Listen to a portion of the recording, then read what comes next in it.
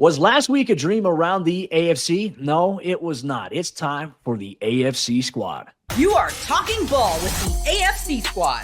From the Chiefs to the Bills, the Ravens to the Texans, and everyone else around the AFC, it's the local experts of the Locked On Podcast Network, bringing you scoops, breakdowns, and the most comprehensive preview of the upcoming weekend for hard-hitting AFC football with our harder-hitting takes. Buckle up, it's the AFC Squad, and we have a seat for you. No hurt feelings allowed. Squad up. You're part of the AFC Squad. Hey, welcome into another AFC Squad here on the Locked On Podcast Network, where you know it is your team every day. Sit back, grab your favorite beverage, and get ready to talk about the wild week that was Week 12. Not only just around the AFC, I just think even the NFL, there were some thriller games coming down to the final minutes, some overtime stuff, but ultimately it brings you all the way here, Thanksgiving week, as we set the table, pun intended there, Thanksgiving week for Week 13. You get all that here on the Locked On AFC Squad here, brought to you by our friends over there at FanDuel, and start the season with a big return on FanDuel. New customers can place a $5 bet, and you'll get started with $150 in bonus bets if you win your first $5 bet. Visit FanDuel.com to get started. I'm your host, as always, Cody Rourke. I host the Locked On Broncos podcast. We're joined today by John Hickman, one of the hosts over there, Locked On Texans, Mike Debate, Locked On Patriots, Chris Clark of Locked On Chiefs. And I don't know, like up to the minute there, the Chiefs, I don't know how you're feeling, Chris. There was a little bit of a nail biter there in Carolina. We'll get to that. Kevin Ostreicher of the Locked On Ravens podcast, winner of the Harbaugh Bowl on Monday Night Football. And David Drogemeyer of the Locked On Chargers podcast, kind of the runner-up in the Harbaugh Bowl there. We'll break it all down. And look, you're not first, you're last. I know it's Thanksgiving week. And David, I was very curious, are you going to invite Quentin Johnston over for Thanksgiving? Because I'm a little worried if you try to hand him the turkey, he's going to drop it. You never know. Yeah, of course. You had to go there. You had to go there. I live in Temple, Texas, actually. That is Quentin Johnston's hometown. So if he was coming home for Thanksgiving, I would absolutely extend him a seat at my table. Yeah. Yes, it sucks whenever you drop a ball like that obviously had all kinds of green grass in front of him. Honestly, he probably scores a touchdown on that because the blocks were set up beautifully, had receivers at strategic points to block down the field, but you can't catch the ball before you run, okay? Yeah. So unfortunately, he just wasn't, had a concentration drop, and after that, you could see his confidence just leave it because he had dropped 2 or 3 right after that. Body language. Justin Herbert was trying to get him the ball, trying to get him back, get that confidence back. But man, it's such a fickle thing, guys. You drop one turns into 4, and then all of a sudden you're losing a football game that you had every opportunity to win. Hey, I tell me about Broncos with Jerry Jeudy at one point. All right, so we're I understand that there, David, but obviously it's good to have a leader like Justin Herbert. Obviously still went to bat for his guy there.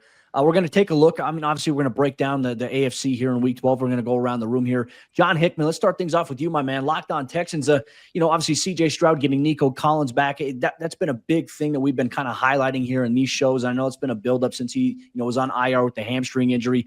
Unfortunately, they fall short to Will Levis and the Tennessee Titans. What happened with the Texans this week? The same thing that's been happening all year. They can't score points in the second half. The defense in the last 18 quarters, I think the last 4 or 5 games, the defense has more touchdowns in the second half than the offense.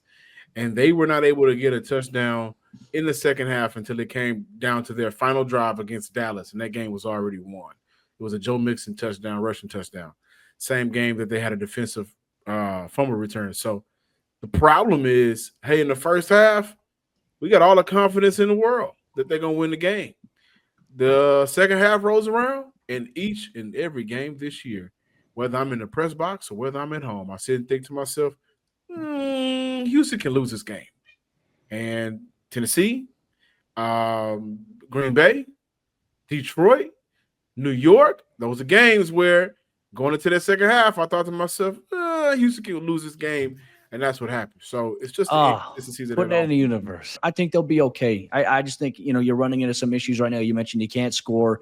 You got a good run game there with Joe Mixon. But the reality is hey, you just got to find a way to put up points consistently. I think that'll iron itself out. But speaking of teams needing to put up points, Mike Debate, come on. What? As covering the Denver Broncos here, right? We're watching this AFC playoff race right now. Denver's in the wild card at the 7th spot right now. But Miami's been creeping up. we needed the Patriots to take care of business a little bit. They couldn't do it. What's going on with the Patriots, Mike?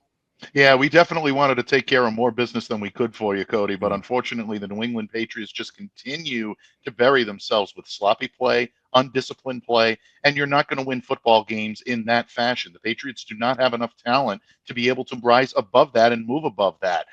10 accepted penalties against the New England Patriots on Sunday, completely unacceptable. You cannot win at any level when you're doing stuff like that. So the New England Patriots have a lot of soul searching to do. They need to find a way to protect Drake May. One of the biggest problems heading into this matchup against the Miami Dolphins, in my opinion, was going to be second-year offensive lineman Trey Jacobs, who does not have a tremendous amount of experience, really struggles when you go against an edge that can really turn a wide or a very prominent corner. That's a big problem, and Chop Robinson absolutely ate him alive on Sunday and kept Drake May under a lot of duress. It led to shoddy decision-making. And then on the defensive side of the ball, you're not seeing the Patriots make adjustments the way they have in years past. When a team is going at you and they're attacking you in a certain way, New England just does not have either the ability or the indifference to make adjustments either at the half or during the game to be able to play to the other team's strengths or at least try to neutralize them. So it's just a mess right now in New England. But to score points, you've got to have the talent and you've got to have the coaching in place. Drake May, I think, is a solid addition to this team, and I think he's going to be, but they're not going to win with the supporting cast around him right now. We're going to throw it over now. Chris Clark, Locked On Chiefs. And, I tell you what, the Cardiac Kids down there in Kansas City on the road to Carolina. Bryce Young, I don't know what it is. There seems to be a trend here with the Denver Broncos. They're either playing teams and making it so bad for other teams at times, they're forcing their head coaches to get fired or they're forcing changes. But all of a sudden they face Bryce Young, and all of a sudden now he's starting to snap into a little bit of a productive, nice little quarterback's finding his groove a little bit.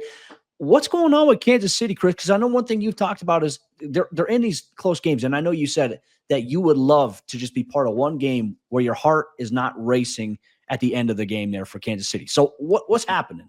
This should have been one of those games, and they have another one coming up this week on Friday against the Raiders, and it shouldn't be a close game because they just lost Gardner Minshew. But my guess is in the fourth quarter, it's going to come down to who scores last, and that is something that I absolutely hate. This team just can't put teams away right now. The other thing I will say is every single week it seems like the teams that Kansas City plays gives them their best shot. Go back and watch some of that game. Bryce Young made throws I haven't seen him make all season long. And it was just him throwing the ball and his receiver went and got it. And, you're going to get beat sometimes. That happens. Obviously, you want to play better defense. They haven't been able to get to the quarterback. I think they have a total of maybe 22 sacks on the year. They had 55 in 18 games last year. They're way off that pace. Can't get the quarterback down on the ground. Chris Jones, I don't think, has a sack in 7 straight games now. Going into 8th this week against the Raiders. He'll get one against Houston. Well, John, I would like to think that he would, but I'm not so sure about that with the way it's been going. He's still getting pressure. He's just not getting home. They don't have somebody helping him, but they do have a lot of reinforcements coming. Isaiah Pacheco is probably going to be back this week. I don't know if Charles Omenihu is back this week, but he is going to probably be back when they take on the Chargers on Sunday Night Football after this weekend. So I expect him back for that. Yeah, David, I'm sure you're excited about that one. I do expect Pacheco back this week, and that's going to be a good one. But then they also have Hollywood Brown possibly coming back by the end of December. And you're looking at maybe around Christmas time, you'll have Hollywood Brown back. So you have a Chiefs team that's 10-1. They're not playing great. I can tell you based on my heart monitor that I am highly stressed throughout the game because it says that I'm highly stressed throughout the game every single week that they play. And I wish I could have a game where they just blew somebody out. I thought it was going to be this week. It looked good to start. Didn't end up that way. They got the win. It is what it is, though. I mean, you find a way to win. And I will say one thing, Mike. I disagree with you. Teams cannot win with 10 penalties unless you're the Kansas City Chiefs and you're playing a bad team in Carolina, because they did that against Carolina. And that's one of the reasons that they didn't blow Carolina out, is because they got down into a scoring area and then got multiple holding penalties in multiple different drives. They finally called it. Let's not talk about the refs and the Kansas City Chiefs, all right? Let's not do that. Let's not do that, okay? We're going, man. And oh my God, oh no, my blood pressure's so high. My team is 10-1. Oh no, it's so bad. The sky is falling. Give me a break. I didn't say the sky was falling. I said it's not fun watching games where they can't beat somebody that they should not. Fun. It should not have been a game. That Carolina game. Tell me about it. I know. I agree with you. Tell us about it. Yeah, Kevin, let's choir you're preaching to right now. I'll tell you that. Kevin, let's kick it to you. Obviously, the Baltimore Ravens, John Harbaugh coming out victorious in the Harbaugh Bowl. We heard from the Chargers side of things. They dealt with some drops, and obviously that impacted some of the momentum in this game. We've seen the Ravens capitalize on little mistakes. You make a mistake against them, they find a way to create an explosive play out of it. That was the case. Big win for them on Monday night, but then now they got also a short turnaround this week as well. Your thoughts here on the Ravens there, and then throw it here because Broncos fans are killing me hosting these shows. They're like, you don't talk about the Broncos. I'm like, it's weird for me as the host to try to talk about the team that I cover, like just to all right, guys, let's talk about Denver now. So you answer the Ravens, throw it to me, and we'll actually do that in segment 2. Throw it to me in segment 2. We'll open up there, all right? Okay, all right. Well, starting off with the Ravens, I mean, this was a game that the Ravens and Chargers both needed, and for the Ravens side of things, I think it opens up a lot of possibilities for them because the Ravens destructor can be their savior a couple weeks later, and that man is Jameis Winston. We were on this show talking last week about was that a trap game for the Pittsburgh Steelers, and Jameis Winston delivered a gift to Baltimore and said, here you go, get yourself back in the AFC North race. And Baltimore did that. They couldn't squander it. They couldn't squander the W. They couldn't squander it. So they get the job done. Now, part of the reason why Baltimore was able to win this game, I know a lot was made about mistakes. Part of that is Baltimore didn't let their own mistakes get in their way as much as they have in the past. We talk about penalties a lot. Mike talking about 10 penalties and this, that, and the other. The Ravens won this game with 9 penalties. They're the most penalized team in the league, averaging about 8.5 penalties called on them per game, 101. Including a phantom holding call. Yeah, 101 through 12 games for the Ravens. They're the only team in triple digits penalties this year. But I thought that a couple of really nice things happened in this game. The Ravens stuck with the run game. The Chargers could do nothing against Derrick Henry. He was stiff-arming guys left and right, and they kept going back to that well, and they kept working play action off of that too. And on the defensive side of the ball, I thought that the Ravens defensive front did a really good job against Los Angeles' offensive line. And I thought Justin Herbert did a pretty good job of navigating pressure throughout the game. I thought he stepped up in the pocket very well, found some ways to run around it and get out of sacks. But with being pressured that much, it's impossible to get out of all of them. So I thought Baltimore, a lot of high leverage situations they converted into 3-4 downs, including from their own 16-yard line, which flipped the game. I know, David, you and Dan are probably going crazy over there. That's a Harbaugh special.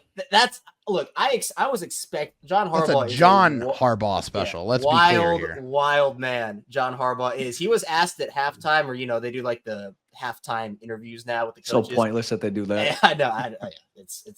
I don't agree with it, but it happened. And John Harbaugh was asked about it, and he said, "Well, how far backed up were we again? I just thought we were going to get it." So they just went off of vibes. They're like, all right, we're just going to do it off of vibes and get the first down from our own 16-yard line. So they go 8 of 15 on third down. I thought Baltimore did a good job of executing at a high level. I thought that's how they did a good job of trying to win this game. But I know in the wild card race, Baltimore, Los Angeles, still in it. So was Denver. You like that transition, Cody? I tried to throw I like that. That's fantastic. We'll talk about that, obviously, as well as the NFL award races that are going on right now, MVP, and also Rookie of the Year. From the AFC perspective, who's in it, who's not, we'll break that down much more here on today's Squad episode. Today's AFC Squad show is brought to you by our friends over there at PrizePicks, and PrizePicks is daily fantasy sports done the right way. With over 10 million members and billions of dollars in awarded winnings, PrizePicks has made daily fantasy sports accessible to all. You just pick more or less on at least 2 players for a shot to win up to 100 times your cash. So run your game all season long on PrizePicks. And PrizePicks is the only real money daily fantasy platform with an injury insurance policy so that your lineup stays in play even if one of your players gets injured. If your player leaves in the first half and doesn't return, PrizePicks keeps your lineup live. Sign up today and get $50 instantly when you play $5. You don't even need to win to receive the $50 bonus. It's guaranteed. And think Justin Jefferson will get more than 83.5 yards. Next week, Lamar Jackson passing for more than 1.5 touchdowns. Cook up hot takes with your friends and win real money this football season when you and your crew run your game on PrizePicks. Check it out today. Download the app today and use code LOCKEDONNFL to get $50 instantly after you play your first $5 lineup. Once again, download the app today and use code LOCKEDONNFL to get $50 instantly after you play your first $5 lineup. PrizePicks, run your game. Today's squad show is also brought to you by our friends over there at Skylight Frames. If you're missing someone this holiday season and want them to be part of the festivities from afar, well, guess what? Skylight Frames has the perfect opportunity and the perfect gift for you. Skylight Frame is the touchscreen digital photo frame that your whole family will love. You can upload thousands of photos with your phone and watch them appear in seconds. It's so easy to use. Setup takes less than 60 seconds. And on top of that, the touchscreen feature that it has on the frame is a game changer. You can swipe through photos. You can tap to see new photos that are sent. You can tap the heart button to say thank you to the sender wherever they are at. Plus, it also has a gift mode, which makes it very meaningful. A personalized gift. You can preload it with memories without ever opening the box. Surprise them with old sentimental photos as soon as it's plugged in. And now is a special limited time offer for our listeners. Get $20 off your purchase of a Skylight Frame when you go to skylightframe.com/NFL. That's SKYLIGHTFRAME.com/NFL. Get $20 off your purchase now at skylightframe.com/NFL. We're going to be talking about some of the NFL award races inside the AFC. We'll highlight MVP, Rookie of the Year, Offensive Rookie of the Year as it pertains to some prospects around the AFC. Real quick, got to talk about the Denver Broncos because, look, I don't talk about them enough on here. I feel like that's why I always like to have Sarah on here because, like, I want to host and drive the show. It just doesn't make sense for me to talk about, to start off. But Kevin threw it to me, so them are the rules. I want to get your guys' quick thoughts on this before we get into the NFL award races here. Obviously, the Broncos, a little bit of a surprise, more so than I think a lot of people had expected them early on in this season. You have a rookie quarterback in Bo Nix, and John was saying it early on. Like, he's like, I hated on Bo Nix for a little bit, and especially after the first 2 weeks. But he's turned it around, and now he's legitimate because this kind of ties in perfectly. Now he's in the Rookie of the Year conversation alongside Jaden Daniels of the Commanders. The Broncos 7-5, and obviously Denver this weekend beating the Las Vegas Raiders. Chris, David, obviously when you look at the AFC West perspective right there, kind of opening things up a little bit. Your guys' thoughts on the Broncos from an outsider's perspective? Just being completely wrong about that team. And Sean Payton, honestly, I really started to not like Sean Payton as a coach. Just how he kind of handled everything when he first got to Denver, even before he started coaching again. But honestly, when somebody's doing their job and doing it well, you got to give them props. You got to take emotions out of it. And Sean Payton and Bo Nix have been working well together. I think Bo Nix, as of right now, he's my favorite to win Offensive Rookie of the Year. He's played some damn good football. And I think because of his story, a lot of people were shocked that he was a first-round pick, and he's shutting a lot of people up on the field. So I got nothing but good things to say about Bo Nix. I don't know how long that run is going to continue, but as of right now, he's my favorite to win Rookie of the Year for the offensive side of the ball. I told everybody who would kind of listen about Bo Nix that it was going to take some time for him to adjust his game to the NFL level, right? So, the NFL level speeds, it's a lot faster, and you gotta make decisions a lot quicker, especially at the quarterback position, which, there's a lot that you have to undertake. He's learning a new offense. I thought it was going to take 6 to 8 games for things to start to slow down, start to click, and that's kind of what's happened so far. So, hey, yeah, I definitely feel like, he's probably the front runner for the AFC Rookie of the Year. Got to throw my guy Joe Alt in there too. I know, obviously, they don't get the glory. That. You know, he's not going to get no. He's not going to win it, but history. He's one of the best tackles in the league already. Back to Bo Nix. I hate to see it in the division. I was enjoying the carousel, the quarterback carousel that the Denver Broncos were throwing out there week after week after year after year. It's funny you talk about carouseling quarterbacks, and you had the Chargers there for a couple of years. Obviously, they have Herbert now. Now you have Bo Nix in Denver. Now the question is who's going to be the QB in Las Vegas? Yeah. Obviously, that's going to be a big question. I know we're talking about Bo Nix, but the reality is this division is just continuing to get harder and harder and harder. Shedeur. Yeah, probably. We'll see if Dion lets him go there. He might pull a Eli and make him get traded. Shedeur and Tom Brady are very close, and if Tom's going to have any say in that organization, that very interesting. But he can't tamper, though. That's the thing. You got to watch for tampering. Well, you have to wonder. That'd be the most Raiders thing ever. You have to wonder if Dion's going to be trying to get into a head coaching gig in the NFL. So, I mean, that all kind of plays into it. But Bo Nix is playing fantastic football. I was not impressed the first couple of games. Like you said, David struggled the first couple of games. Cody, you said that as well. We've talked about that. But he has come on. He is now seeing the field a lot better. And the big thing that the Broncos have going against them this right now is they don't have the cap space to be able to add talent around him because they're getting out of the Russell Wilson deal that well. But this year they don't. They will in the near future. Yeah. So they're going to be able to build around him, and I think that's going to be a big thing for this division going forward. And I will say this, it was really weird rooting for the Ravens last night against the Chargers. You could do it more often if you wanted to. You could do it more often if you wanted to. No. Hey. Every game. We'll see you in a few weeks. It'll be huge. It's going to be very huge when you look at the playoff implications. I'm still sticking firm. I still think that the NFL playoffs should expand for conferences based on record, not necessarily like, hey, you can have the worst record in your entire division and still be the 4th seed. I just don't like that. Like, we'll see how that all pans out in the future. The NFL, if they want to make it more fun, they might change it up a little bit here. But, let's kind of segue here because I feel like we just spent a lot of time here on Bo Nix, and obviously, props from everyone that was able to share it from the outside perspective. Certainly seen a lot of growth from him. I definitely think he's the favorite here for Rookie of the Year.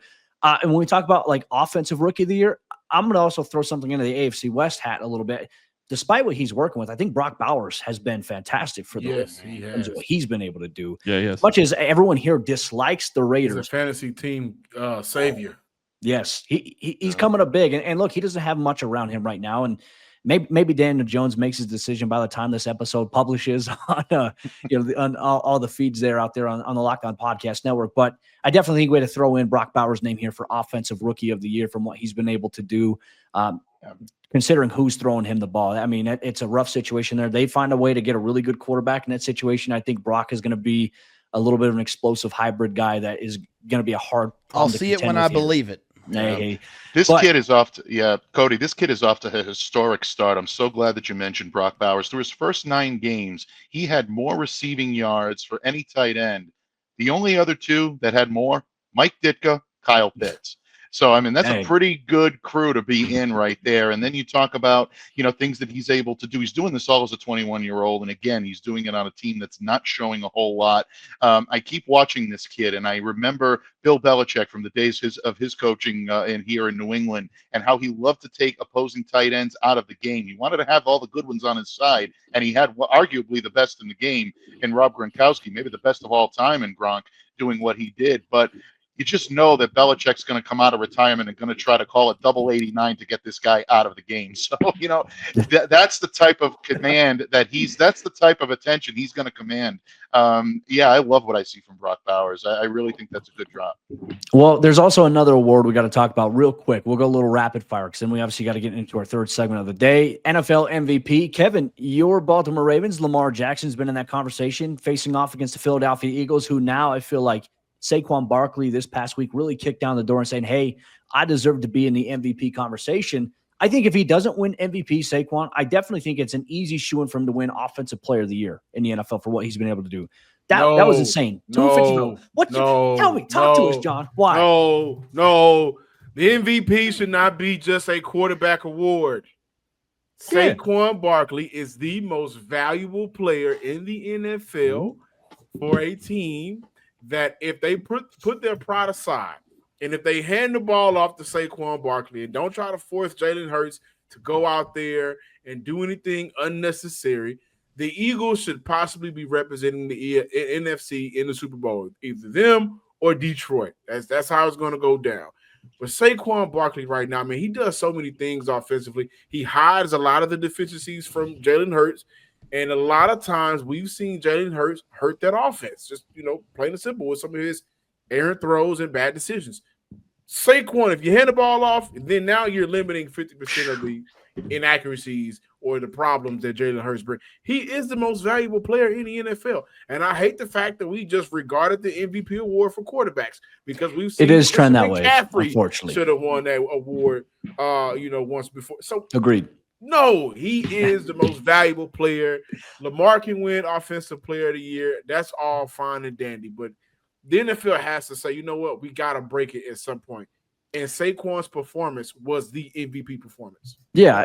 Create position awards and then create like an MVP award, right? Like do it how college does. And since I know everyone's like, oh, well, all pros. I don't care about all pros and none of that stuff. Create like an actual something for like the players, itself there. Kevin, I want to ask you this because look, Madden has not added a Lamar Jackson animation into the game, but yet they added the backwards hurdle for Saquon. From your perspective, Lamar, Saquon, how are you leaning despite your Raven affiliation? I mean, what is going to be Lamar Jackson, and it's not just because of the Ravens affiliation. It's because, and I hear, John, what you're saying. I get it. I think that we shouldn't automatically assume an MVP is going to be a quarterback. I don't think it's fair. You got to consider everybody. But when I think about most valuable player, the most valuable position in the league is quarterback. So when you take Saquon Barkley off the Eagles, let's take them off. They're a worse football team, but let's add a middling running back. Let's put DeAndre Swift back on that team. Let's say they lose more games because they don't have Saquon and they have DeAndre Swift, but I don't think it's that far of a fall off. Considering if you take Lamar off of the Ravens or Allen off of the Bills or Mahomes off of the Chiefs or whatever that looks like. And it's about the most valuable player being recognized. And Lamar Jackson is number one in passing touchdowns, number one in passing yards for a quarterback that's been criticized his entire career for he doesn't throw for a lot of passing yards. He's not throwing the ball a lot. And he's not accurate, which was never really true in the first place. He had to grow as a passer. He had to grow as a football player, but he's grown into that. He's number one in total yards, number one in total touchdowns, number one in passer rating, number one in rushing yards. We can go on and on and on with Lamar Jackson here. So there are a lot of players who are worthy. He's got to maintain it though. 5 games left, but he's done it through 12. So True. I'll say Saquon is in the conversation. But I still think that when you talk about the MVP, consider everybody, consider all positions, 100%. But the way that it is, most valuable player to me is if you take a star quarterback off of a roster and you replace it with, let's say, Daniel Jones, that Ravens team wins like 3 games. If you take Saquon off the Eagles and put DeAndre Swift on there, I'd probably say they would. I don't know. I go back to the Ty Huntley years. I wouldn't say 3 games, but also I don't think it's fair to compare a quarterback to another position. I just think I hate the conversation because you're never, ever going to be able to find a player that does more for a football team than a quarterback does. It's just never a fair comparison. Yeah. But what if that said player is making your quarterback's job, that much easier? If you just hand the ball off to Saquon, you don't necessarily have to worry about Jalen Hurts with another turnover. I think that is what Saquon does, dating back to the New York Giants. And then, the year that he's going, they say, we can't do Daniel Jones anymore. Don't even ask Giants fans about them right now. I'm not going to say that Lamar isn't in the MVP conversation. We're probably even leading it right now. But here's my question. Where is he without Derrick Henry this year? How much is that's the question. Yeah, that's what John. Yeah, without Derrick Henry. That's Fair John's points. point, and I agree. Save your thoughts for that because we're going to continue this conversation here on Squad Show. Because guess what? It's Thanksgiving week. We're going to set the table a little bit. We'll maybe look at some Week 13 games and end it with a little bit of fun here on the AFC Squad Show. You're part of the Locked On Podcast Network, your team every day. Today's AFC Squad Show was also brought to you by friends over there at FanDuel. Get ready for a big return this NFL season inside of FanDuel, America's #1 sportsbook. And look, you got a wide variety of options on your Thanksgiving plate here this week. There's a wide variety of options that you can bet on in the NFL landscape on Thanksgiving, on Black Friday, on Sunday. You got Monday Night Football. There's a wide variety of options, and FanDuel Sportsbook is the perfect place to be, especially if you sign up today as a brand new customer. New customers can bet $5, and you can get $150 in bonus bets if your first $5 bet wins. So when you get a hunch in the middle of the game, you can check out live stats, you can view live play-by-play, and you can do so much more on the same exact page where you place your bets. So if you want to sign up as a new customer today, Monday Night Football, you got the Broncos hosting the Cleveland Browns. The Broncos are 5.5-point home favorites on Monday Night Football. If you think they're going to cover the spread, you can place $5 on it. And if that happens, you'll be awarded with $150 in bonus bets guaranteed today over on FanDuel.com. Once again, that's FanDuel.com. Never waste a hunch and make every moment more with FanDuel, an official sportsbook partner of the NFL. Don't forget to preheat your oven for all of your Thanksgiving festivities, and always a friendly word of advice. Make sure you're not that guy or gal out there on the football field on Thursday for your turkey bowl. Don't throw your back out trying to be the hero. Enjoy it. Sit back and enjoy, obviously, the Locked On AFC Squad show as well as your favorite games. We're going to take a little bit of a gander around Week 13. I want to make a little bit of a fun exercise here. We're going to take a look at all the games that all these teams here that have respective hosts are playing. We'll even throw out a couple other matchups of hosts that aren't represented here, but also compare this matchup to like a Thanksgiving dish, so to speak, right? There's some really good matchups here. Let's start off here. AFC West, Chris Clark, we're going to start with you. Raiders, Chiefs. Talk about this matchup real quick in 30 or seconds or less, and also compare it to maybe a Thanksgiving dish. What type of Thanksgiving dish is this matchup? Well, definitely isn't the turkey. It isn't the main course. I will say that this game really shouldn't be that good of a game. Brock Bowers is playing fantastic, but the Raiders are going to have a QB question, and we don't even know who the QB is going to be right now as it sits. Aiden O'Connell could be back. It could be Desmond Ridder. Who knows who it's going to be?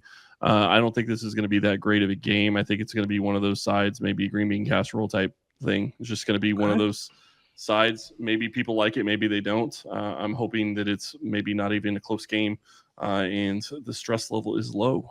Well, I'm hoping that for you as well, my friend. I'm hoping you all have a great Thanksgiving. John Hickman, Houston Texans, Jacksonville Jaguars. Your quick thoughts on this game, and which Thanksgiving dish best represents this matchup? You know, man, my thoughts on this game is I'll wait to see the one-score game that the Houston Texans either barely lost or barely won. There's no faith that they're going to blow a team out right now. There's no faith that they're going to handle business like they're supposed to against bad teams. Again, we've seen several bad teams, way under 500 teams, beat the Houston Texans this year. If I were to compare it to a Thanksgiving dish, man, it'll probably just be, somebody that they told run to the store to get cranberry sauce. Nobody really cares. If we have it, we have it. If not, another gravy or something somebody else brought will make do. That's how I feel about this game right now. That's how I feel about the Houston Texans right now. All right, fair enough. We like that. Mike Debate, Locked On Patriots. All right, hey, the Colts at the Patriots. Everyone in Broncos country is hoping that the Patriots can take care of business here in this game. Your thoughts on this and which dish best represents it?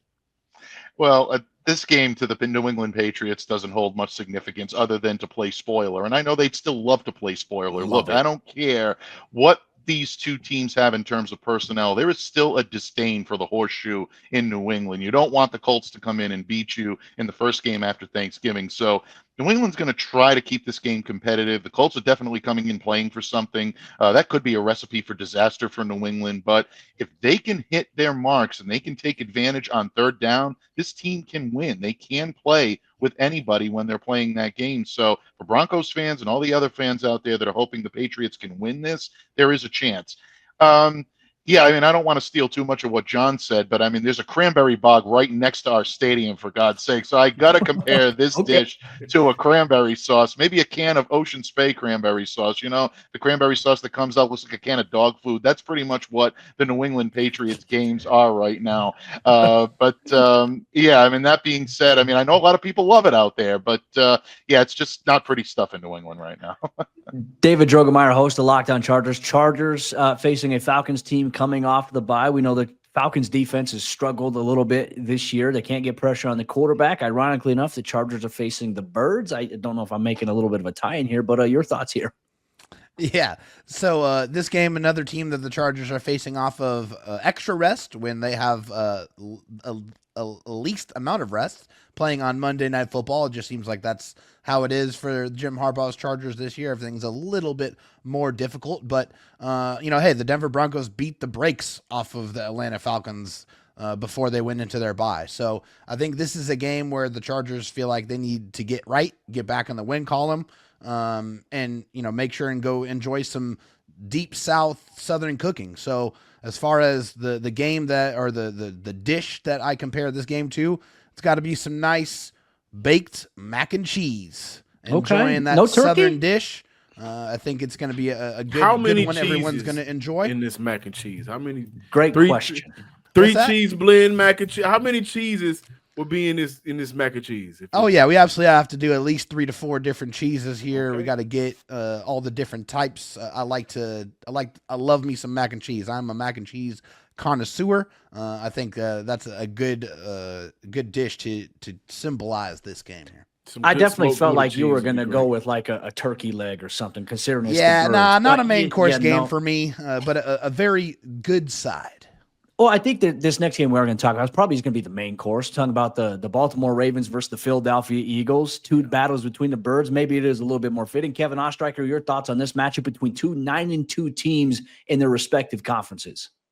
I think that for what Baltimore has to offer and what Philly has to offer, I'm putting this as the main course. And I'm saying this is a turducken because this has a bit of everything. You got Jalen Hurts and Lamar Jackson. You got Derrick Henry and Saquon Barkley. 2 really good defenses. Philly's defense has been awesome. Baltimore's defense has played well over these last couple of weeks, especially more so in the passing game, which they've needed.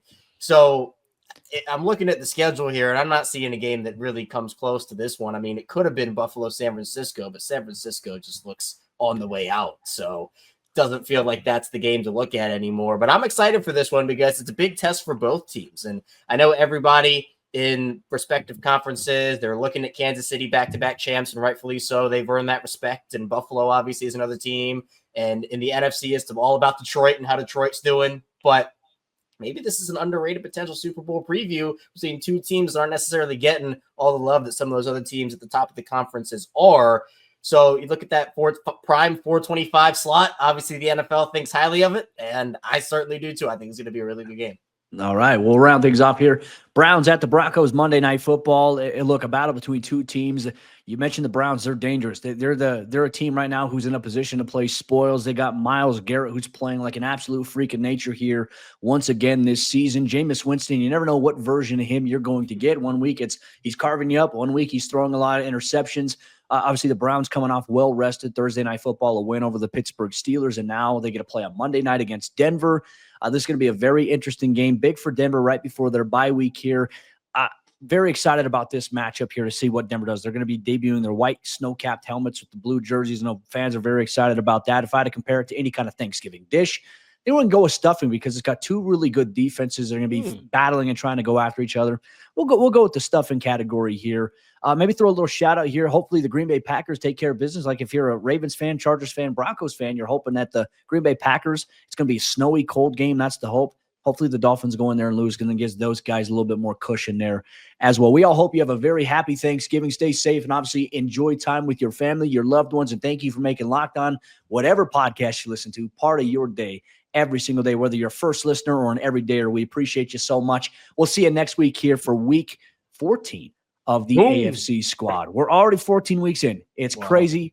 Thanksgiving's here. Christmas is on the way, and soon enough, the playoffs will be here. We'll break it down every step of the way. Thank you so much. Happy Thanksgiving.